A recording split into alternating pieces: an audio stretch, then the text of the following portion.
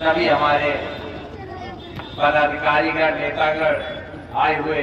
सभी सम्मानित बुजुर्ग, नौजवान साथी, माताएं, बहनें, आज आप सबके बीच में हम लोग जो विधानसभा का उपचुनाव चल रहा है उसके मद्देनजर आए।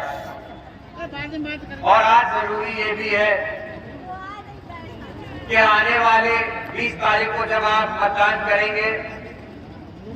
तो आप आने वाले समय के लिए अपने करेल की विकास की तरकीब को तो चुनेंगे ही, लेकिन उसके साथ साथ 2027 की भी नींव रखने का काम आप सब आने वाली 20 तारीख को करने जा रहे हैं। मैं आप सबसे अनुरोध यही करना आया हूं कि आज जिस परिस्थितियों में हमारा विधानसभा चुनाव हो रहा है, जहां पे भारतीय जनता पार्टी लगातार, चाहे किसान हो, चाहे नौजवान हो, चाहे पिछड़े हो,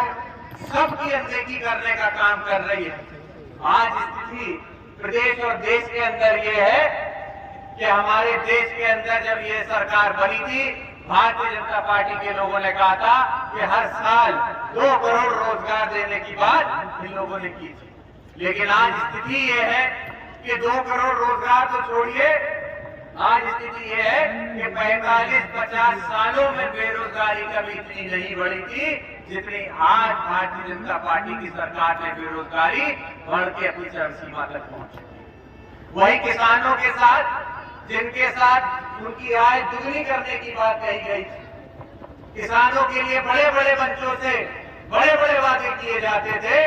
आज उस किसान की स्थिति यह है कि 2 गोली अपने लिए डीएपी लेने के लिए भी घंटों लाइन में आपको खड़ा होना पड़ रहा है और ब्लैक में 1600-1700 रुपए में खाद उपलब्ध हो रही है। ये स्थिति आज भारतीय जनता पार्टी है। इसीलिए मैं आपसे अनुरोध करने आया हूं कि ये चुनाव विषम परिस्थितियों में होगा। उपचुनाव है तो ये बात अपने आप लाजमी है कि प्रशासन की और शासन की नजरें इन 9 की 9 सीटों पे होने वाली। और याद रखिएगा, जब 20 तारीख को आप मतदान करने जाओगे तो चुनाव आपका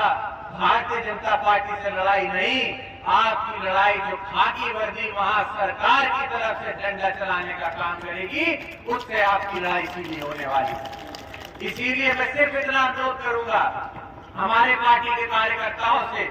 सेक्टर प्रभारियों से, बूथ के प्रभारियों से, बूथ अध्यक्षों से कि आप लोग ध्यान रखना, ये किसी भी तरीके से आपको जेल में बंद करना, आप पे दबाव बनाना, एक डर बनाने का प्रयास करेंगे। लेकिन आप बहुत विषम परिस्थितियों में आपने कई चुनाव लड़ाए। आपसे मेरा अनुरोध यही है कि जब 20 तारीख को वोट पड़ रहा है तो कम से कम 17 तारीख से, खास करके वो लोग जो पोलिंग बूथों पे अपने कार्यकर्ता रहते हैं, वो 17 तारीख से ही अपने घर छोड़ के रहें, क्योंकि निश्चित तौर पर प्रशासन ना चाहते हुए भी गिरफ्तारियां भी करेगा और डर का माहौल बनाने का प्रयास भी मैनपुरी करेल के अंदर करेगा। प्रिय दर्शकों, अपने आसपास की खबरों को सबसे पहले देखने के लिए श्याम न्यूज मैनपुरी चैनल को सब्सक्राइब कर लाइक जरूर करें। धन्यवाद।